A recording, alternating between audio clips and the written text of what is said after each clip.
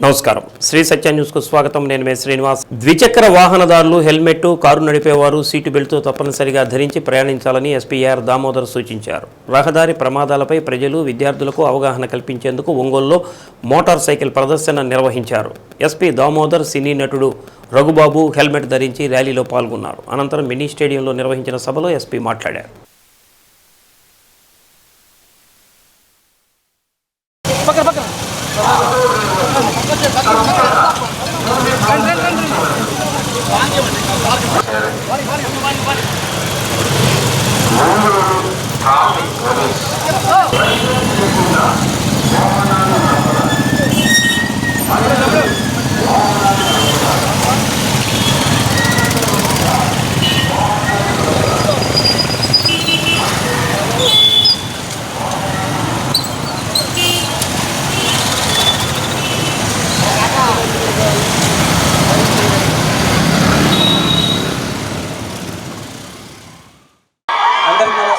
కొంచెం పద్ధతి గల స్థాయిలో ఉన్నా అని చెప్పి అనుకుందాం తీసుకుంటామని చెప్పి చెప్పండి ఎంతవరకు ఎవరు వాడద్దు వాడితేనే చెప్పండి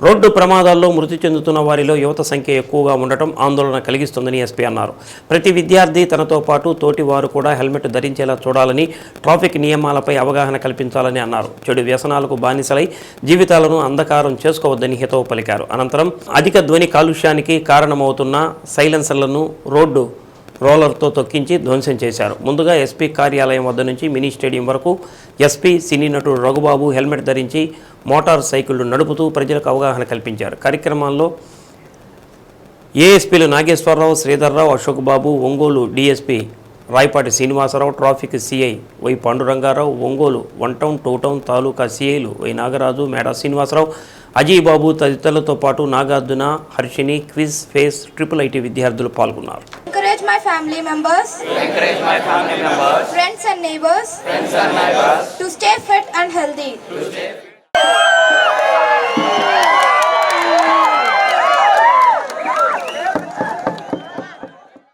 మనం కూడా కొంచెం ఆలోచించాలి ముందు మన పేరెంట్స్ గురించి ఆలోచించండి మీరు ఒకరికి చెప్పేస్తా పరిస్థితిలో ఉండాలే కానీ మీరే ఇలా ఉంటే ఎలాగా కొంచెం ఆలోచించి ముందడుగు వేయండి మనం రేపటి కాబోయే పౌరులమని మీకు తెలుసు మాకు తెలుసు మనం 4 రోజులు బ్రతకాలని అనుకుంటాం కానీ ఇప్పుడు చచ్చిపోవాలనుకోం కదా కొంచెం ఆలోచించి ఎదుటి వారిని చూసి ఇది కాకుండా పైకి ఎన్నో అరాచకారాలు స్త్రీలపై ఎన్నో జరుగుతున్నాయి బయట అవి కొన్ని తెలిస్తే కొన్ని తెలియట్లేదు దీనికి మనం చేయాల్సింది ఏంటంటే ముఖ్యంగా మనం మన ఇంట్లో వాళ్ళకి ఎలాగైతే రెస్పెక్ట్ ఇస్తున్నామో బయట మన తోటి వాళ్ళకి కూడా అలాగే భావించి వాళ్ళని ఒక తల్లిలాగా చెల్లిలాగా స్వీకరించి వాళ్ళకి మర్యాద ఇవ్వాలి అలాగే మన దేశ సంస్కృతి గురించి కూడా కాపాడి వాటి గురించి మాట్లాడుకోవాలి మన దేశం గురించి మన స్త్రీల గురించి మన భాష గురించి ఎప్పటికీ తక్కువ అంచనా వేయకూడదు గాంజా కానివ్వండి వేరే డ్రగ్స్ వల్ల జీవితాలు ఎలా నాశనం అవుతాయి వాళ్ళ కెరీర్ ఎలా నాశనం అవుతుంది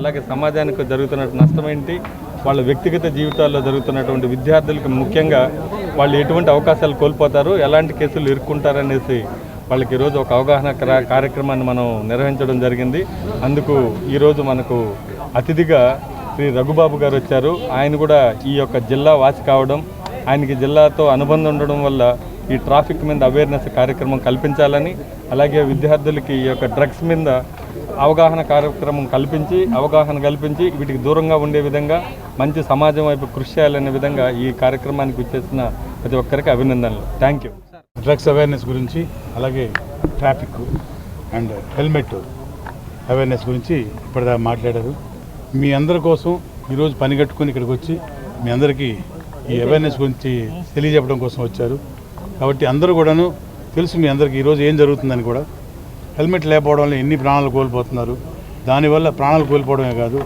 ఆ ప్రాణాలు కోల్పోయిన వాళ్ళ కింద బ్రతికే మిగతా కుటుంబ సభ్యులు వాళ్ళెంత వాళ్ళ జీవితాలు ఎలా నాశనం అవుతున్నాయి అన్నీ అందరికీ తెలుస్తుంది ఇవాళ ట్రాఫిక్ ఎక్కువైపోయింది వెహికల్స్ ఎక్కువైపోయినాయి ఎవరు ఎటు నుంచి వస్తారో అర్థం కావట్లేదు ఆ పరిస్థితికి వచ్చేసింది సో అవతల వ్యక్తులు కరెక్ట్గా వచ్చినా కానీ మనం కరెక్ట్గా వెళ్తున్నా కానీ ప్రమాదాలు నివారించడం చాలా కష్టం అయిపోతుంది. సో హెల్మెట్ అనేది కంపల్సరీగా వాడడం అనేది మస్ట్గా పెట్టుకోండి. Avoid accidents. అండ్ అలాగే డ్రగ్స్ గురించి సే నో టు డ్రగ్స్. అది ఎంత సీరియస్ మీ అందరికీ తెలుసు. జస్ట్ ఊరికి ఏదో ఇందాక గారు ఎస్పీ గారు చెప్పినట్టు ఏదో సరదాగా చిన్న ఊరి టేస్ట్ చేస్తే సరిపోద్ది కదా, అందరూ చెప్తున్నారు కదా చూద్దామని అనుకుంటే తప్పనిసరిగా ఎట్టి పరిస్థితుల్లో జైలుకి వెళ్ళడం ఖాయం. మీ జీవితాలు నాశనం అవ్వడం కాకుండా మీ కుటుంబ సభ్యులను కూడా మీరు టోటల్గా వాళ్ళని మేము దూరంగా పెట్టుకున్నట్టు అయిపోద్ది. అది మాత్రం గుర్తుపెట్టుకోండి. Say no to drugs once again and avoid accidents and wear helmets. Thank you. మీ అందరికీ ఇక్కడికి వచ్చి ఈ అవకాశం మీతో మాట్లాడే అవకాశం ఇచ్చిన గౌరవ పోలీస్ శాఖ వారందరికీ కూడాను మరొకసారి థ్యాంక్స్ చెప్తున్నాను. And thanks to all the people who attended here.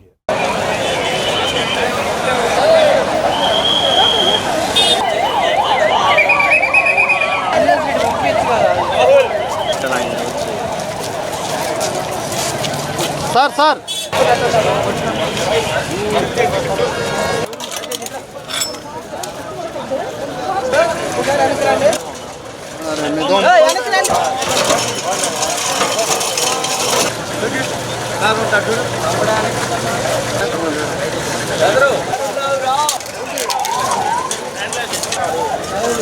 ఇంటి కూడా దక్కించేయండి.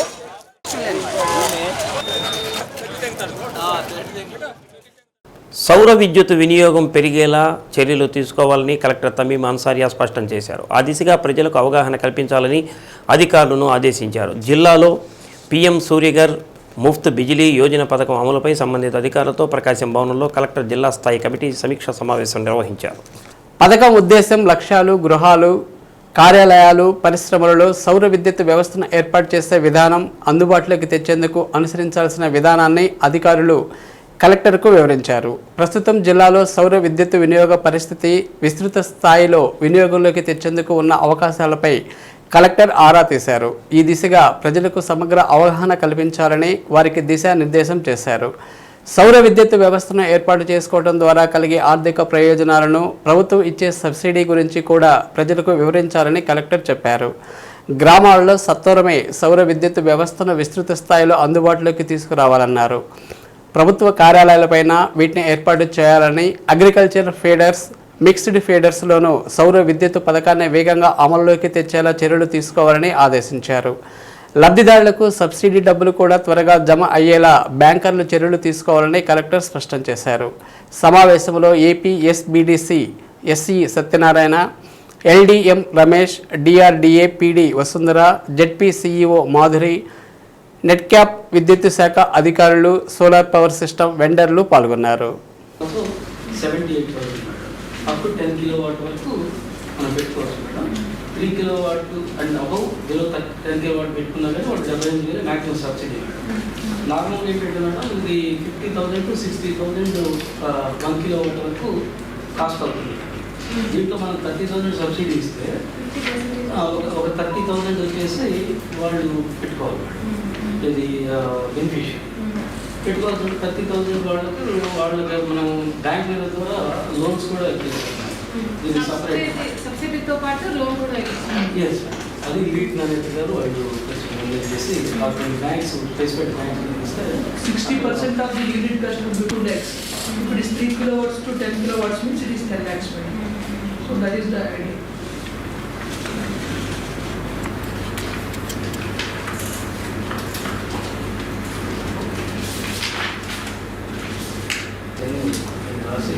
ఆల్మోస్ట్ 10 lakhs మనకి యూనిట్ మాత్రం before bargaining data every month the first week meter reading కూడా వాళ్ళ ద్వారా మా అరేంజ్ చేసుకుంటూ వాళ్ళ ద్వారా మీరు దీనిలో ఫీజిబిలిటీ అప్రూవల్ చేశారు. ఫీజిబిలిటీ అప్రూవల్ చేసిన తర్వాత సింక్రనైజేషన్కి ఎంత టైం పడుతుంది? ఒంగోలు నగర ప్రజలకు శుద్ధమైన మంచినీటితో పాటు పారిశుధ్య సేవలు అందించి ప్రజల ఆరోగ్యం కాపాడటమే లక్ష్యంగా పనిచేస్తామని నగరపాలక సంస్థ కమిషనర్గా నూతనంగా బాధ్యతలు స్వీకరించిన కె వెంకటేశ్వరరావు తెలిపారు. నరసాపురం కమిషనర్గా పనిచేస్తూ ఒంగోలు నగరపాలక సంస్థ కమిషనర్గా బదిలీపై వచ్చారు. ఈ సందర్భంగా పలువురు ఉద్యోగులు, కాంట్రాక్టర్లు పుష్పగుచ్చాలు అందజేసి శుభాకాంక్షలు తెలిపారు.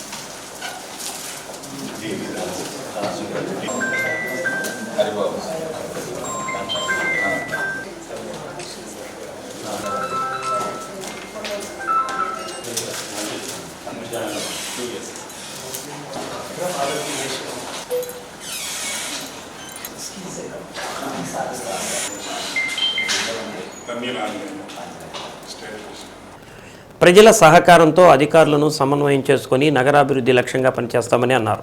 ప్రజలు ఏవైనా సమస్యలు ఉంటే కార్యాలయానికి కానీ లేకుంటే ఫోన్ ద్వారా అయినా సమాచారం అందించాలని తెలిపారు. పారిశుధ్యం, ఇంజనీరింగ్, రెవెన్యూ శాఖల సిబ్బందితో మాట్లాడి తగిన విధంగా ఆర్థిక వనరులు చేకూర్చే విధంగా చర్యలు తీసుకుంటామని అన్నారు. పట్టణ ప్రణాళిక విభాగం ద్వారా అక్రమ కట్టడాలపై దృష్టి సారిస్తామని తెలిపారు. ఒంగోలు నగరపాలక సంస్థలో జరుగుతున్న అంశాలపై శ్రీ సత్య న్యూస్ ఫేస్ టు ఫేస్. నగరపాలక సంస్థకు సంబంధించి నూతన కమిషనర్గా నరసాపురం నుంచి బదిలీపై ఒంగోలు నగరపాలక కమిషనర్గా బాధ్యతలు కె వెంకటేశ్వరరావు గారు ఈరోజు స్వీకరించడం జరిగింది. ఒంగోలు నగరంలో ఉన్న సమస్యలు, వాటి పరిష్కార మార్గాలు, అట్లాగే సిబ్బందితో పనిచేయించే విధానంపై మనం ఈరోజు సార్తో మాట్లాడదాం. సార్, ఒంగోలు నగరపాలక సంస్థలో మీరు పనిచేయడానికి రావడం జరిగింది. ఎట్లాంటి సమస్యలని ప్రధానంగా దృష్టికొని పనిచేస్తారు? ఎందుకంటే నగరపాలక సంస్థ బాధ్యతలు చేపట్టాను. ఈ సందర్భంగా అందరికీ నమస్కారాలండి. మా గౌరవ శాసనసభ్యులు దామచర్ల జనార్దన్ గారు వారు ఈ నగరంలో ఉన్నటువంటి పలు విషయాల్ని నాతో చర్చించారు. సో వారు ప్రజలకు సంబంధించినటువంటి అనేక అంశాలపైన దృష్టి సారించాలని నాకు చెప్పడం జరిగింది. అందువల్ల ఈ నగరంలో ప్రధానంగా తాగునీరు ఏదైతే ఉందో పరిశుభ్రమైనటువంటి తాగునీరుని అందించడం అనేది చాలా ముఖ్యమైనటువంటిది. దానికి మేము రోజు ఈ క్వాలిటీ టెస్టులు చేసి నీరు అందించేలాగా మాకు కావాల్సిన సిబ్బంది ఉన్నారు, ఎమ్యూనిటీ సెక్రటరీస్, వారందరినీ కూడా గైడ్ చేసి ఒక ఎస్ఓపి స్టాండర్డ్ ఆపరేషన్ ప్రొసీజర్ ఒకటి తయారు చేసుకొని దాని ప్రకారము తాగునీటి సప్లైకి సంబంధించినటువంటిది ప్రజలకు కావలసినటువంటి మేరకు అందించటము, రెండవది శుద్ధమైన నీటిని అందించడం, ఈ రెండు లక్ష్యంగా పనిచేస్తాం. అట్లాగే పారిశుద్ధ్యం అనేది చాలా చాలా ముఖ్యము పట్టణాలలో. మరి ఈ పారిశుద్ధ నిర్వహణ ఎప్పుడైతే మెరుగ్గా ఉంటుందో ఆరోగ్యం కూడా మెరుగ్గా ఉంటుంది. ఇవి రెండు కూడా ఇంటర్లింక్ అయి ఉంటాయి కాబట్టి పారిశుద్ధ నిర్వహణలో మరి చాలా మెరుగైనటువంటి పరిస్థితులు తీసుకురావాలని అనుకుంటున్నాం. ఎందుకంటే కావాల్సిన సిబ్బంది ఉంది, కాకపోతే వారికి సరైనటువంటి గైడెన్స్ ఇచ్చి వాళ్ళని నడిపించుకుంటే, ఎందుకంటే శానిటేషన్ సెక్రటరీస్ చాలామంది ఉన్నారు, ఇక్కడ 50 మందికి పైగా ఉన్నారు అని చెప్పారు. సో నేను వాళ్ళతో రివ్యూ మీటింగ్స్ పెట్టుకొని వాళ్ళందరినీ కూడా మోటివేట్ చేసి ఉన్నటువంటి పారిశుద్ధ కార్మికులతో మనం మెరుగైనటువంటి పారిశుద్ధ నిర్వహణ తీసుకురావటం అనేది చాలా చాలా ఇంపార్టెంట్. దాన్ని తీసుకొస్తాము. అట్లాగే వీధి దీపాల నిర్వహణకు సంబంధించి కూడా కావాల్సినటువంటి సిబ్బంది ఉన్నారు, సెక్రటరీస్ ఉన్నారు, వాళ్ళందరినీ కూడా మోటివేట్ చేసి మేమందరం కూడా ప్రజలకు కావాల్సిన అన్ని రకాల సేవలు అందించుకుంటూ మరొక వైపున పట్టణ అభివృద్ధికి సంబంధించినటువంటి అంశాలు, పట్టణ ప్రణాళిక విభాగం ఉంది, ఇక్కడ ప్లానింగ్ డిపార్ట్మెంట్ ఉంది. మరి ఎక్కడ కూడా ట్రాఫిక్కి సంబంధమైనటువంటి ఇష్యూస్ లేకుండా ప్రణాళికబద్ధంగా ప్లానింగ్ డిపార్ట్మెంట్ని పనిచేసేలాగా చర్యలు తీసుకుంటూ నగరం చాలా వేగంగా విస్తరిస్తున్నటువంటి నగరం ఇది. అందువల్ల ఈ అక్రమ కట్టడాలు ఇలాంటివి లేకుండా చూసుకుంటూ మరి రోడ్లు ఆక్యుపై చేయడము, కాలువలు ఆక్యుపై చేయడం ఇట్లాంటివి లేకుండా మనము చక్కని నిర్వహణ చేయాలని చెప్పేసి అనుకుంటున్నాం. కాబట్టి మా యొక్క మున్సిపల్ సిబ్బంది అందరినీ కూడా మోటివేట్ చేసుకుంటూ వారందరి యొక్క సీనియర్స్ ఇక్కడ ఎవరైతే ఉన్నారో వాళ్ళ యొక్క సలహాలు సూచనలు తీసుకుంటాం. స్థానిక ప్రజాప్రతినిధులు ఉన్నారు, వాళ్ళ యొక్క సలహాలు సూచనలు తీసుకుంటాం. గౌరవ శాసనసభ్యులు, తర్వాత గౌరవ పార్లమెంటుకు సంబంధించినటువంటి ఎంపీ గారు ఉన్నారు, వారందరి యొక్క సూచనలు తీసుకొని నేను మరి నగరాన్ని మరింత అభివృద్ధిని ముందుకు తీసుకెళ్ళాలని చెప్పేసి సందర్భంగా తెలియజేస్తున్నాను. ఒంగోలు నగరానికి చెత్త అంతా దూరంగా పెట్టాలనే ఉద్దేశంతో డంపింగ్ యార్డ్ ఏర్పాటు చేశారు. ఆ డంపింగ్ యార్డులో గత 5 సంవత్సరాల నుంచి నిర్వహణ సరిగలేక రోడ్డు మార్గంగా పైనుంచి అంటే అటుపక్క కరవాది నుంచి ఒంగోలుకు వచ్చేదానికి దారి మార్గం ఉంటుంది. ఆ మార్గం లేక ప్రజలు ఇబ్బంది పడుతున్నారు. దాని తోడు పొగను ఏర్పాటు చేశారు. అది అట్లాంటి వాటిని మీరు కంట్రోల్ చేస్తారు?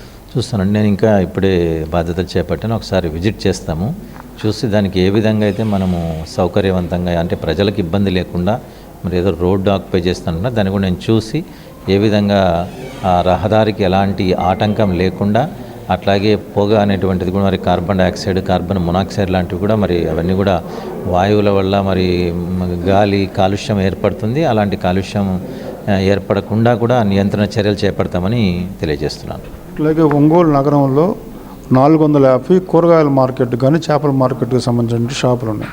ఈ షాపులు సుమారుగా దాదాపు 4 నుంచి 5 కోట్ల దాకా బకాయిలు ఉన్నాయి. విజిలెన్స్ అధికారులు నోటీసులు ఇస్తే కానీ మన యంత్రాంగం కదలదు 5 సంవత్సరాల నుంచి. దీనిపై ఎట్లాంటి దృష్టి పెడతారు?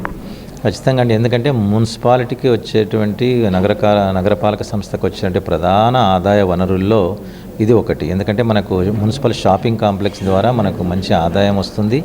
ఈ ఆదాయంలో కొన్నిసార్లు ఏమవుతుందంటే మున్సిపల్ సిబ్బంది యొక్క నిర్లక్ష్యం కావచ్చు, మరి రకరకాల ఇతర ఆటంకాలు కావచ్చు, ఆబ్లిగేషన్స్ కావచ్చు, వాటి వల్ల చాలామంది బకాయి ఉంటారు. అలా బకాయి ఉండడానికి వీలు లేదు. వారికి కొంత టైం ఇస్తాం, తర్వాత ఆ షాప్ని లాక్ చేసి మేము ఆ రెంట్ పే చేస్తాము. చేయకపోతే వాళ్ళపైన కేసులు నమోదు చేసి తగిన చర్యలు తీసుకోవాల్సినటువంటి అవసరం ఉంటుంది. అవన్నీ కూడా నేను ఒక్కొక్కటి మరి షాపింగ్ కాంప్లెక్స్లో నేను అంటే లిస్ట్ తీసుకొని ఎవరెవరు పెండింగ్ ఉన్నారు ఏంటి, ఎలాంటి చర్యలు తీసుకోవాలో ఖచ్చితంగా కఠిన చర్యలు తీసుకోవడం జరుగుతుంది. లాస్ట్గా ఈ ఒంగోలు అంటే నగరపాలక సంస్థలు అంటే మున్సిపాలిటీలు, కార్పొరేషన్లు అంటే ట్రాన్స్ఫర్స్ అంటూ ఉండవు ఉద్యోగస్తులకి. కానీ ఎప్పటి నుంచో ఇక్కడ ఉండే ఉద్యోగస్తులు అధికారులకు సంబంధించి కానీ ఉద్యోగులకు సంబంధించిన మధ్య తేడాలు వస్తూ ఉంటాయి. అంటే ఎందుకంటే నిజం ఎక్కడ ఉన్నటువంటి ఉద్యోగస్తులకి మనం ట్రాన్స్ఫర్ అయ్యి వచ్చినటువంటి ఉద్యోగస్తులు తేడాలు కనపడతా ఉన్నాయి. దానివల్ల ఏంటంటే ఇక్కడ కొంత అవినీతి జరగడానికి కూడా ఎక్కువగా కనిపిస్తూ ఉంది. మనల్ని మార్చుకోవటమా లేకపోతే వాళ్ళని మార్చడమా, ఎట్లాంటి నిర్ణయం మీరు చేయబోతా ఉన్నారు? సో మనకు ఇది ప్రభుత్వ విధానం అండి, స్టేట్ పాలసీ. నగరపాలక మున్సిపాలిటీలకు ఉన్నట్టుగా బదిలీలు నగరపాలక సంస్థలకు లేవు. సో దానిపైన కూడా మా మున్సిపల్ మినిస్టర్ గారు ఫోకస్ పెట్టారు. త్వరలో నగరపాలక సంస్థలకు సంబంధించి కూడా ఈ బదిలీలకు సంబంధించిన విధి విధానాలు రూపొందిస్తారని చెప్పేసి చెప్తున్నారు. సో ఇప్పటికీ మనకి ఇంజనీరింగ్ సెక్షన్ కానీ టౌన్ ప్లానింగ్ అయితే బదిలీలు ఉన్నాయి. రిమైనింగ్ ఏదైతే ఎస్టాబ్లిష్మెంట్లో ఉన్నారో వాళ్ళకు కొంచెం బదిలీ లేవు. సో ఎవరు ఉన్నా కూడా పని చేయించుకోవడం అనేది చాలా ముఖ్యం. మీరు ఈ అవినీతి ఇలా అంటున్నారో అలాంటివి ఏమైనా ఉంటే నేరుగా మనము ఇప్పుడు ఏసీబీకి కంప్లైంట్ చేయొచ్చు, లేదా కమిషనర్కి కూడా కంప్లైంట్ చేయొచ్చు. వాళ్ళపైన నా పరిధిలో అలాంటి కంప్లైంట్స్ వస్తే ఖచ్చితంగా అలాంటి సిబ్బంది పైన మరి ఏదైతే డిపార్ట్మెంటల్ యాక్షన్ ఉంటుందో అది తీసుకోవడం జరుగుతుంది.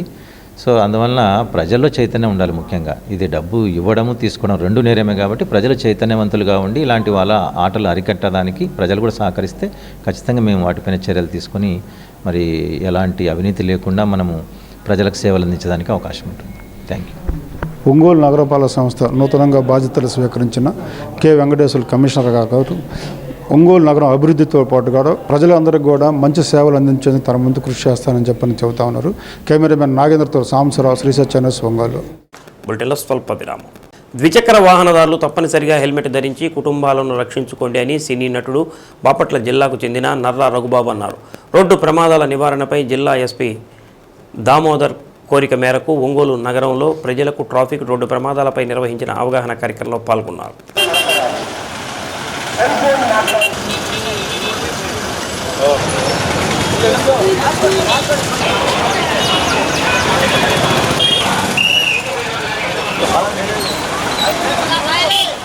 పోలీసు అధికారులు ప్రజలను కాపాడాలనే ఉద్దేశంతో ఉంటారని రఘుబాబు అన్నారు. కానీ వాహనదారులు కొన్ని సందర్భాల్లో హెల్మెట్ లేకుండా ప్రయాణం చేయడం, కొన్ని సెకండ్లలోనే ప్రమాదం జరగడంతో వారి కుటుంబాలు ఇబ్బంది పడుతున్నాయన్నారు.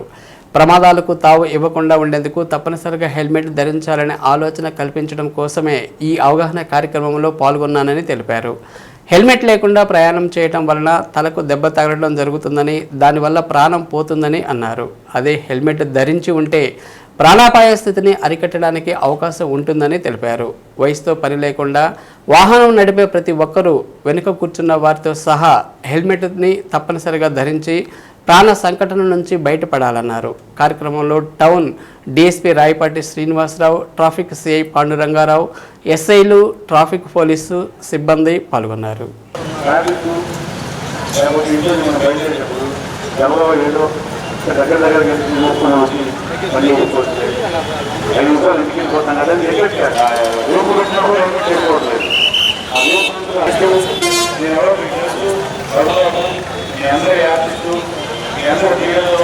ఒంగోలు పట్టణం రావడానికి కారణం, మీ ముందు నుంచోవడానికి కారణం, మాది కూడా ప్రకాశం జిల్లా రాబినూతల గ్రామం. మెయిన్గా అధికారులందరూ ఆదేశాల మేరకు నేను ఇక్కడ రావడం జరిగింది. ఎందుకు వచ్చామంటే మీ అందరికీ తెలుసు, హెల్మెట్ అవేర్నెస్ కోసం ఇక్కడికి వచ్చామన్నమాట. అంటే ద్విచక్ర వాహనాలు నడిపే ప్రతి ఒక్కరు కూడాను హెల్మెట్ ధరించాలి, ధరించి మన ప్రాణాలను మనం కాపాడుకోవాలి. వాళ్ళ ప్రాణాలు కాపాడుకొని మరి తద్వారా కుటుంబ సభ్యులను వాళ్ళు డెఫినెట్గా రక్షించినట్టు అవుతుంది. ఎందుకంటే ఒక కుటుంబ సభ్యుడు ప్రాణాలు పోయింది అంటే కుటుంబం మొత్తం నాశనం, చిన్నాభిన్నం అవుతుంది. అది ముందు తెలుసుకోవాలి. ఇగో ఇక్కడికే వెళ్తున్నాం, ఇగో పక్కకి వెళ్తున్నాం, ఈ రోడ్లోకి వెళ్తున్నాం, ఈ మార్కెట్కి వెళ్తున్నాం, ఈ బస్ స్టాండ్లోకి బయటికి వెళ్ళి వచ్చేస్తాం. 2 నిమిషాల్లో బయటికి వెళ్ళేదానికి హెల్మెట్ ఎందుకులే అనుకోకూడదండి. హెల్మెట్ వేసుకున్నారనుకోండి, ముందు తలకు గాయం అయితేనే ప్రాణం పోతుంది. అది నివారించేది హెల్మెట్ అనే ఒకే ఒక్క ఐటమ్ అది. సో హెల్మెట్ వేసుకుంటే ముందు ప్రాణాన్ని దక్కించుకోవచ్చు. ఏదో హెల్మెట్ వేసుకొని అప్పటికి ఏదన్నా జరిగిందంటే, ఏదో కాలో చేయి ఎరిగిందంటే మంచమే పడుకుంటాం, 1-2 నెలలు రెస్ట్ తీసుకుంటాం, మళ్ళీ మామూలుగా అవ్వచ్చు.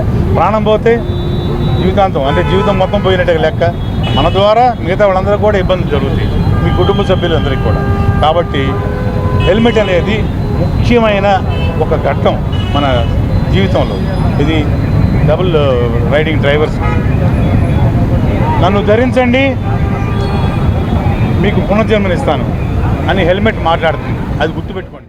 పట్టణ ప్రజలకు, పాత్రికేయ మిత్రులకు అందరికీ కూడాను నా నమస్కారం. ఇప్పుడు రఘుబాబు గారు చెప్పింది విన్నారు. అందరూ కూడాను హెల్మెట్ ధరించి మీ ప్రాణరక్షణ పొందండి. అలాగనే మీ కుటుంబ సభ్యులను రోడ్డుకు పడకుండా మీరు కాపాడుకోవాల్సినటువంటి అంత అవసరం ఎంతైనా ఉంది. అందరూ చెప్పిన సూచనలు అందరూ పాటిస్తారని చెప్పేసి ఆశిస్తూ థ్యాంక్ యూ వెరీ మచ్. విద్యార్థినులు నిత్యం మరింత అప్రమత్తంగా ఉండాలని ప్రభుత్వ వైద్య కళాశాల ప్రిన్సిపాల్ అడిషనల్ డిఎంఈ డాక్టర్ ఏడుకొండలు సూచించారు. కోల్కతా జూనియర్ వైద్యురాలి అత్యాచారంపై రూపొందించిన దృశ్య గీతాన్ని మెడికల్ కాలేజీ గ్యాలరీలో ఆవిష్కరించారు. కవయిత్రి సింహాద్రి జ్యోతిర్మయి గీతాన్ని రచించగా ప్రజా గాయకుడు నూకతోటి శరత్ బాబు ఆలపించిన దృశ్య గీతాన్ని ప్రదర్శించారు. కోల్కతా వైద్యశాలలో జరిగిన ఘటన పట్ల ఏడుకొండలు ఆవేదన వ్యక్తం చేశారు. అనంతరం జూనియర్ డాక్టర్లు చేపట్టిన ఆందోళన కార్యక్రమం వల్ల సెంట్రల్ ప్రొటెక్షన్ ఫోర్స్ చట్టాన్ని అమలు చేసేందుకు ప్రభుత్వం ఆలోచిస్తుందని చెప్పారు. కోల్కతా ఘటనతో దేశ ప్రజలందరూ కలత చెందారని ఐఎంఏ రాష్ట్ర సంయుక్త కార్యదర్శి డాక్టర్ జాలాది మణిబాబు చెప్పారు. సమాజానికి ఆదర్శంగా నిలబడాల్సిన భావి వైద్యులు గంజాయి జోలికి పోవద్దని, కళాశాల ప్రాంగణంలోకి గంజాయి రానికుండా చూడాలని అన్నారు. సభకు అసిస్టెంట్ ప్రొఫెసర్ డాక్టర్ తిరుమలరావు అధ్యక్షత వహించారు. కార్యక్రమంలో కవయిత్రి తేళ్ల అరుణ, మాజీ జడ్పీటీసీ నరసమ్మ, ఎడిటర్ షాన్ తదితరులు పాల్గొన్నారు.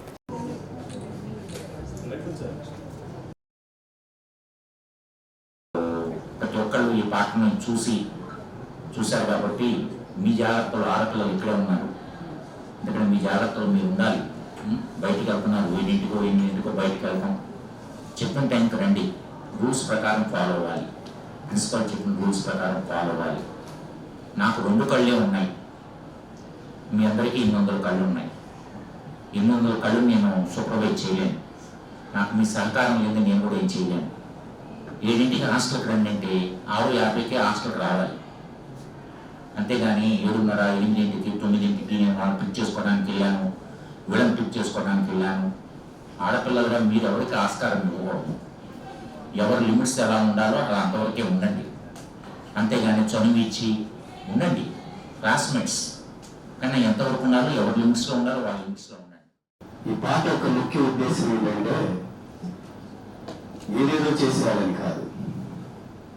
రచయిత్రి నరక వేదన అనుభవించిన ఆ జూనియర్ వైద్యురాలు నిస్సహాయ స్థితిలో అందరికీ ప్రార్థించి హోప్స్ వదిలేసి మరణమా నన్ను మింగేయని తన అంతరాత్మను తాను పడిన బాధను వివరిస్తూ ఈ పాట రాసింది. అది ఖచ్చితంగా అందరికీ హృదయాలు హత్తుకుంటుంది. అయితే దీన్ని ఏం చేయాలి? ఇటువంటి సంఘటన పునరావృతం కాకుండా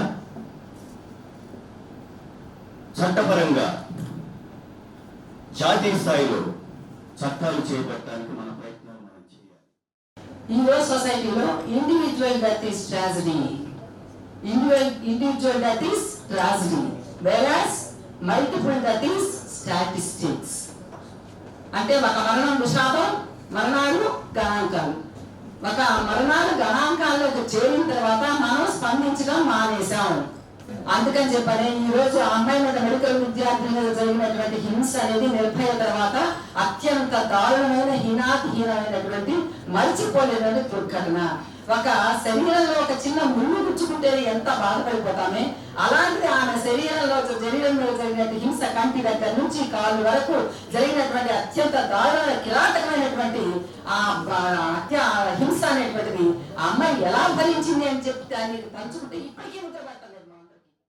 రోజుకొక మహిళ మీద, రోజుకొక చిన్నారుల మీద, పాఠశాలలో హాస్టల్లో 9వ తరగతి చదివేవాళ్ళు కూడా గర్భం ధరిస్తున్నారంటే ఇంకంత దారుణమైన పరిస్థితులు మనం చూడబోతాము. సో ముఖ్యంగా అమ్మాయిలు మీరు చాలా జాగ్రత్తగా ఉండాలి. ఎవరితోటి చనువుగా ప్రవర్తించదు. ఎందుకంటే మీ లైఫ్, మీ ఎడ్యుకేషన్, మీ లైఫ్ మీరు చాలా ముఖ్యం. మిగతా ఏమని ఇటువంటి సంఘటనలు పునరావృతం కాకుండా అబ్బాయిలు కూడా తోటి సోదరిలాగా మన ఇంట్లో అక్క ఎలా ఉంది, మన ఇంట్లో మా అమ్మ ఎలా ఉంది, మన ఇంట్లో చెరువు ఎలా ఉంది, ఆ రకంగా చూసుకుంటేనే ఈరోజు అంతా బాగుంటుంది, సమాజం చక్కగా ఉంటుంది అనేది నేను తెలియజేస్తున్నాను. ఈ పాట నేను ఒక పావు గంటలో రాశాను. ఆ సంఘటన చూసిన తర్వాత నాకు అనుకోకుండా కలిగినటువంటి స్పందన, అది కూడా నేను దేన్ని తీసుకున్నానంటే ఆ క్షణం ఆ అమ్మాయి ఎంత నరకం పడింది, అమ్మాయి ఫీలింగ్స్ ఎలా ఉన్నాయి, ఆ ఇన్సిడెంట్ జరుగుతున్నప్పుడు ఆమె మీద అత్యాచారం, ఆ దౌర్జన్యం జరుగుతున్నప్పుడు ఆమె మనసు ఏం ఆలోచించింది అనేది ఒక్కటే నేను అందులో ఆలోచించి ఆ పాట రాయడం జరిగింది. దాన్ని విద్యార్థుల వద్దకు కానీ ఇలాంటి డాక్టర్స్ అందరి వద్దకు తీసుకుని వెళ్ళాలి అని చెప్పి శరత్ అక్క దీన్ని చేద్దాము అని అంటే ఈ పాటని రికార్డ్ చేసి చేయడం జరిగింది. ఆంధ్రప్రదేశ్ వ్యవసాయ కార్మిక సంఘం రాష్ట్ర సమావేశాలు ఈ నెల 29, 30 తేదీల్లో ఒంగోలు కాపు కళ్యాణ మండపంలో జరుగుతాయని రాష్ట్ర ప్రధాన కార్యదర్శి వి వెంకట్ తెలిపారు. సిపిఎం కార్యాలయంలో మీడియా సమావేశం నిర్వహించి వివరాలు వెల్లడించారు. సమావేశాలకు రాష్ట్రంలోని 26 జిల్లాల నుంచి డెలిగేట్స్ హాజరవుతారని, ముఖ్య అతిథులుగా అఖిల భారత వ్యవసాయ కార్మిక సంఘం జాతీయ అధ్యక్ష ప్రధాన కార్యదర్శులు పి వెంకట్, ఏ విజయ రాఘవన్లు హాజరవుతారని పేర్కొన్నారు. సమావేశంలో వ్యవసాయ కార్మిక సంఘం జిల్లా ప్రధాన కార్యదర్శి కంకణాల ఆంజనేయులు, నెరుసుల వెంకటేశ్వర్లు పాల్గొన్నారు. మొట్టమొదటిసారి 24 సంవత్సరాల తర్వాత మరి వ్యవసాయ కార్మిక సంఘం రాష్ట్ర సమావేశాలు ఒంగోలులో జరుగుతున్నాయి. 2000 సంవత్సరంలో జరిగాయి. 24 ఏళ్ల తర్వాత జరుగుతున్న దానికి సంతోషిస్తున్నాం. ఎందుకంటే ఒకనాడు వ్యవసాయ కార్మికులకు కనీస వేతనాల కోసం, భూమి కోసం, భుక్తి కోసం సాగినటువంటి పోరాటంలో కీలక పాత్ర పోషించినటువంటి గడ్డ. వ్యవసాయ రంగంలో వీరిదే ప్రధాన పాత్ర. వ్యవసాయ రంగంలో కలుపుల నుంచి, నాట్ల నుంచి, కోతల వరకు చేసే పని వీళ్ళే. అదేవిధంగా వ్యవసాయేతర రంగంలో కూడా గ్రామీణ ప్రాంతంలో భవన నిర్మాణంలోనూ, ఇతర పనుల్లోనూ, ఇటుక బట్టిల్లోనూ అనేక రకాలుగా శారీరక శ్రమ చేసే, అందరికంటే కష్టం ఎక్కువబడి అందరికంటే తక్కువ ఫలితం అనుభవిస్తున్నటువంటి వాళ్ళు వ్యవసాయ కార్మికులు మన రాష్ట్రంలో 1,40,00,000 మంది ఉన్నారు. వీళ్ళకి ఎటువంటి చట్టాలు లేవు, వీళ్ళ అభివృద్ధి జరగలేదు. కానీ ప్రభుత్వాలు ఎన్ని మారినా, ఎన్ని సంక్షేమ పథకాలు పెట్టినా, ఎన్ని చట్టాలు తెచ్చినా కానీ పేదల జీవితంలో మాత్రం మార్పు రాలేదు.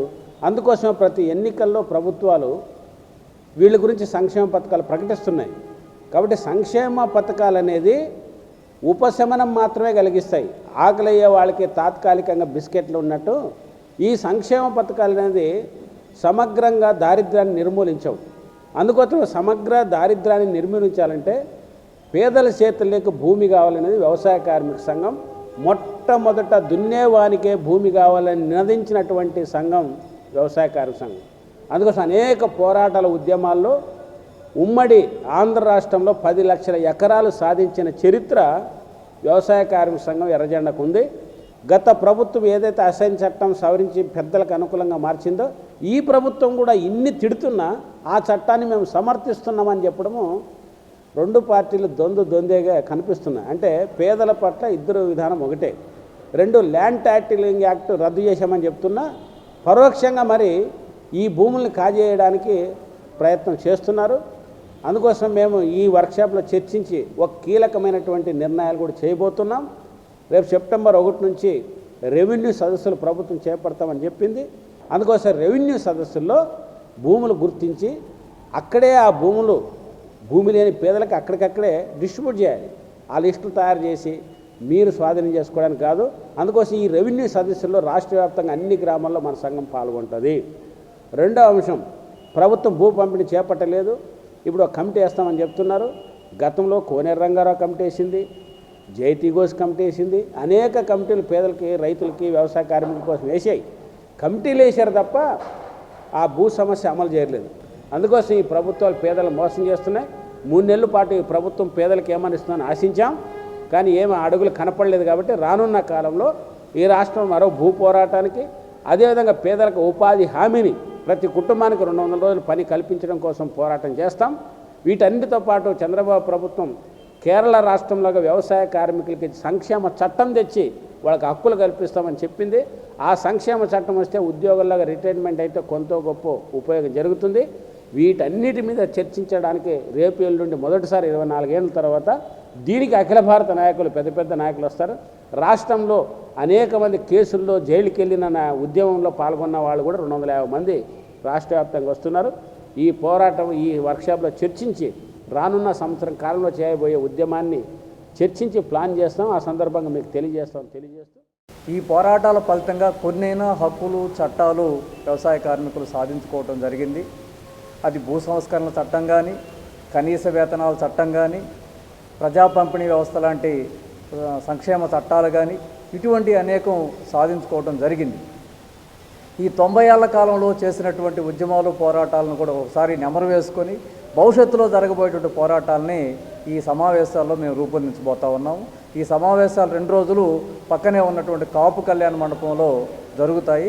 రేపు ఉదయం 9:30-10 గంటల మధ్యలో మా వ్యవసాయ కార్మిక సంఘం పతాకావిష్కరణతోటి కార్యక్రమాలు ప్రారంభమవుతాయి. ప్రారంభ సభలో మాజీ ఎంపీ, వ్యవసాయ కార్మిక సంఘం జాతీయ అధ్యక్షుడైనటువంటి ఏ విజయరాఘవన్ గారు ప్రారంభోపన్యాసం చేస్తారు. కాబట్టి ప్రజలందరూ కూడా దీన్ని జయప్రదం చేయాలని మీ ద్వారా తెలియజేస్తారు. జ్యూస్ షాపుల యజమానులు నాణ్యతా ప్రమాణాలను పాటించకపోతే చర్యలు తప్పవని జిల్లా ఆహార భద్రతా అధికారి జి ప్రభాకర్ రావు అన్నారు. నగరంలోని ఆర్టీసీ బస్టాండ్ సెంటర్లోని సాయిబాబా జ్యూస్ పాయింట్ వద్ద తనిఖీలు నిర్వహించారు. తనిఖీలలో కాలం చెల్లిన పాల ప్యాకెట్లు, కుళ్ళిపోయిన పండ్లు, కాలం చెల్లిన జ్యూస్ సీసాలు ఉండటాన్ని గమనించి యజమానులను హెచ్చరించారు.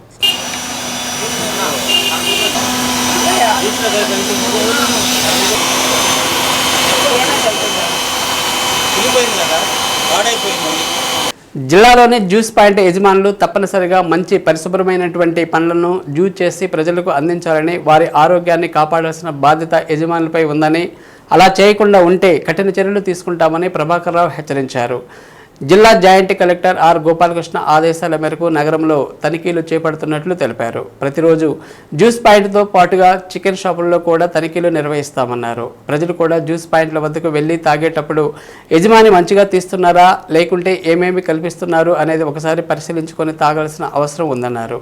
లేకపోతే రోగాల బారిన పడతానన్నారు. కార్యక్రమంలో ఆహార భద్రతా అధికారులు పాల్గొన్నారు.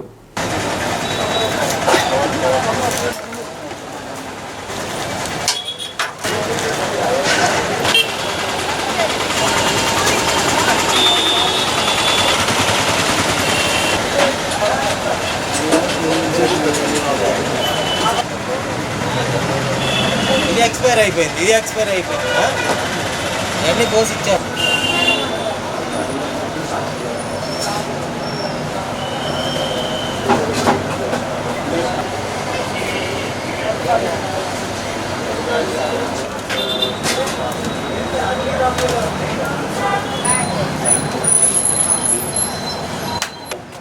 అరయ్యా అంటే మీరు తీసి ట్రై. ప్రకాశం జిల్లా జాయింట్ కలెక్టర్ గారు ఆదేశానుసారం ఈ మధ్యకాలంలో ఏమవుతుందంటే జ్యూస్ సెంటర్స్కి ఎక్కువ ప్రజలు జ్యూస్ సెంటర్స్కి వెళ్తున్నారు. జ్యూస్ సెంటర్కి వెళ్ళి మన ఆరోగ్యం మంచిదని చెప్పి జ్యూస్ తాగుతున్నారు.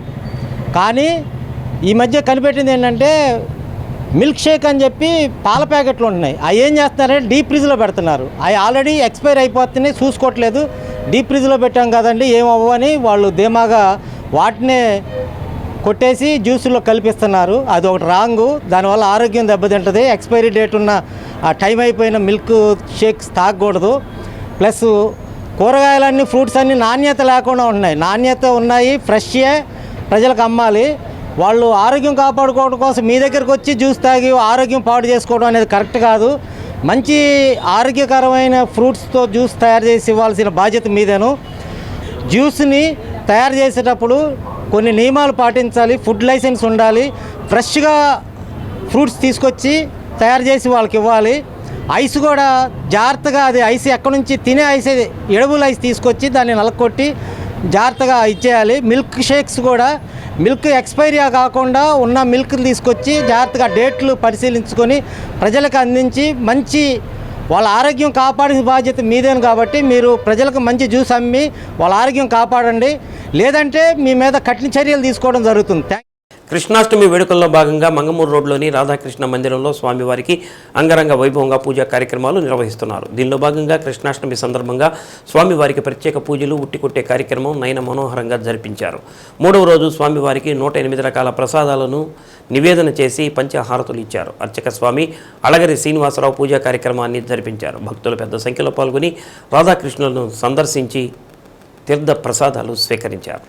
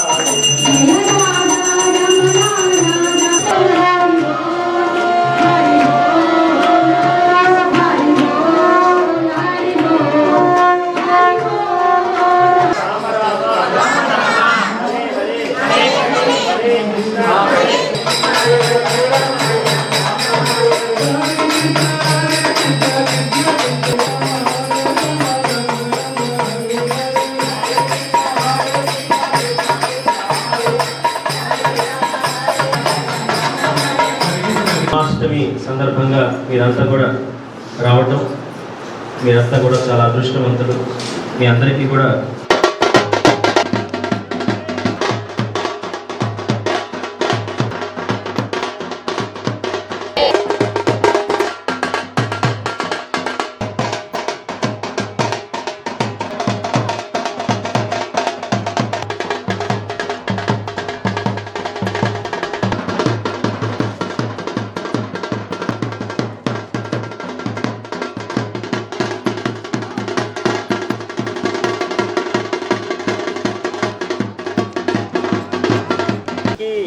శ్రీకృష్ణ జన్మాష్టమి మహాపర్వదినకి హరే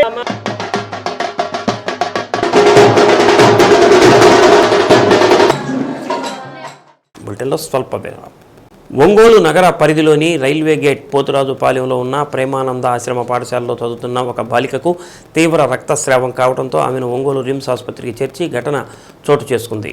ప్రేమానంద ఆశ్రమ పాఠశాలలో 9వ తరగతి చదువుతున్న తాళ్లూరు మండలం రమణారెడ్డిపాలెం చెందిన బాలిక మంగళవారం రాత్రి ట్యూషన్ సమయంలో కడుపులో నొప్పి తీవ్రంగా వచ్చి బాధపడుతుండటంతో యాజమాన్యం రిమ్స్ ఆసుపత్రికి తరలించారు. రిమ్స్ వైద్యులు ఆ బాలికను పరీక్షించి వైద్యం అందించారు. బాలిక పరిస్థితి ప్రస్తుతం నిలకడగా ఉంది. తీవ్ర రక్తస్రావం కావడానికి గల కారణాలు తెలియరావాల్సి ఉంది. దీనిపై అవుట్ పోస్ట్ పోలీసులు కేసు నమోదు చేసి 1 టౌన్ పోలీసులకు అందించారు. బాలిక గత 6 సంవత్సరాలుగా అదే పాఠశాలలో చదువుతున్నట్టు సమాచారం. శ్రీకృష్ణ జన్మాష్టమి వేడుకలను పురస్కరించుకొని ఒంగోలు మామిడిపాలెంలోని శ్రీ వేణుగోపాలస్వామి దేవస్థానంలో ఏర్పాటు చేసిన సాంస్కృతిక కార్యక్రమాలు అలరించాయి. వాసవి కన్యకా పరమేశ్వరి ఆలయం వారి వాసవి భజన మండలి దాస ప్రాజెక్టు బృందం కోలాట ప్రదర్శన విశేషంగా ఆకట్టుకుంది. అనంతరం ఉట్టికొట్టే కార్యక్రమం కన్నుల పండుగగా సాగింది. పెద్ద ఎత్తున భక్తులు హాజరై వేడుకలను తిలకించారు.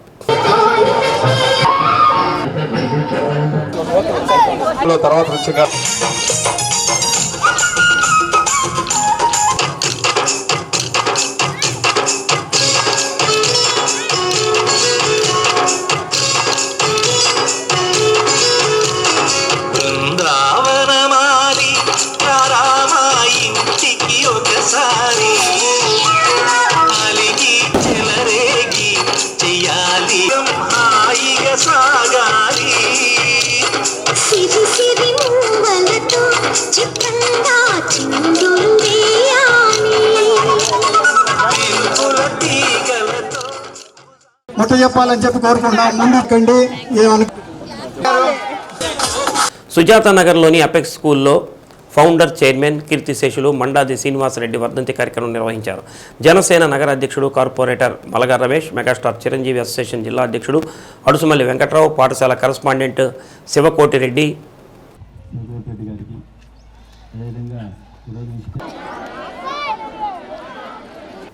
జేసీఐ మాజీ zone president M Sekhar Babu, Janudi literature and arts director Nukatoti Ravikumar తదితరులు పూలమాలలు వేసి శ్రద్ధాంజలి ఘటించారు. ఇటీవల జరిగిన విద్యార్థి ఎన్నికల్లో విజయం సాధించిన అభ్యర్థులచే ప్రమాణ స్వీకారం చేయించారు. రాష్ట్ర స్థాయిలో జరిగిన రెజ్లింగ్ ఛాంపియన్షిప్లో గెలుపొందిన క్రీడాకారులను సన్మానించి గోల్డ్, సిల్వర్, బ్రాంజ్ మెడల్స్ను, సర్టిఫికెట్లను అందజేశారు. ఎంఎస్ఆర్ లైబ్రరీని ప్రారంభించారు. కార్యక్రమంలో పాఠశాల ఉపాధ్యాయులు, తల్లిదండ్రులు పాల్గొన్నారు.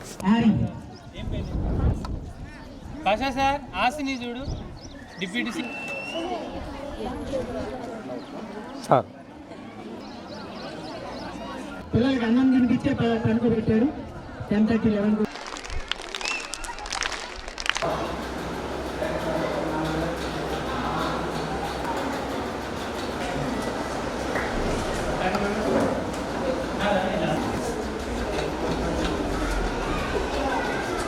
సార్ ఒకసారి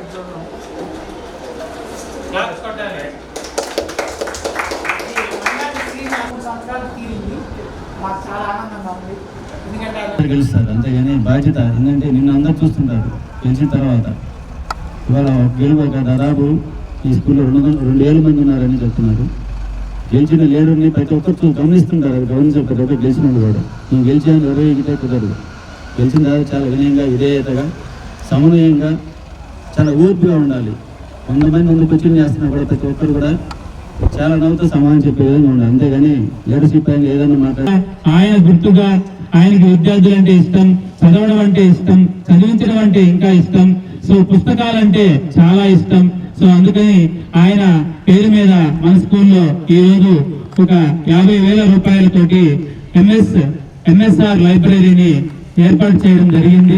సో అతి కొద్ది క్షణాల్లో ఆ ఎంఎస్ఆర్ లైబ్రరీని కూడా ఇక్కడికి మనకి వచ్చేసినటువంటి ముఖ్య అతిథుల చేతుల మీదుగా ఇనాగ్రేషన్ చేయడం జరుగుతుంది.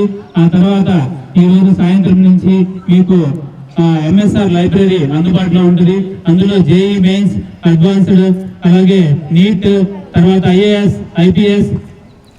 వాహన చోదకులకు పోలీసులు విస్తృత హెల్మెట్పై అవగాహన కల్పించారు. హైకోర్టు ఆదేశాలతో, ఎస్పీ సూచనలతో సింగరాయకొండ కోడళ్లలో అవగాహన కార్యక్రమం, ద్విచక్ర వాహన rally CI Hajirattaiah, SI Mahendra, police సిబ్బంది నిర్వహించారు.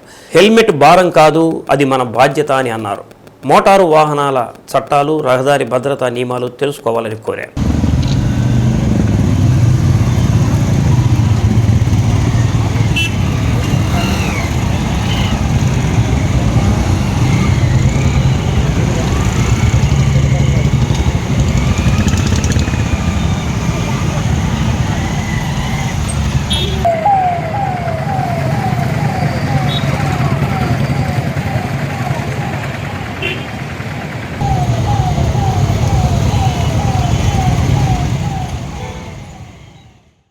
ఒంగోలు ఈమనపాలెంలోని శ్రీకృష్ణ మందిరం కమిటీ ఆధ్వర్యంలో శ్రీకృష్ణ జన్మాష్టమి వేడుకలు నయన మనోహరంగా జరిగాయి. ముందుగా శ్రీకృష్ణుడికి ప్రత్యేక పూజలు నిర్వహించి అనంతరం ఉట్టికొట్టే కార్యక్రమంలో భక్తులు పెద్ద ఎత్తున పాల్గొని ఉత్సాహంగా కార్యక్రమాన్ని తిలకించారు. కార్యక్రమంలో కార్పొరేటర్ జడా వెంకటేష్ తదితరులు హాజరయ్యారు.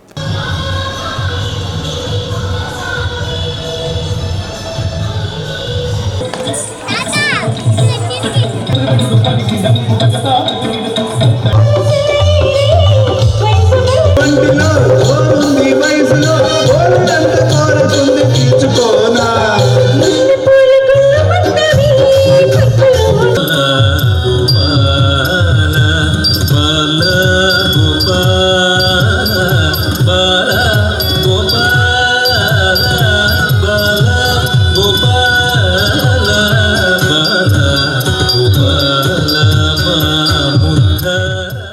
శ్రీ సత్య న్యూస్లో నేటి మాట.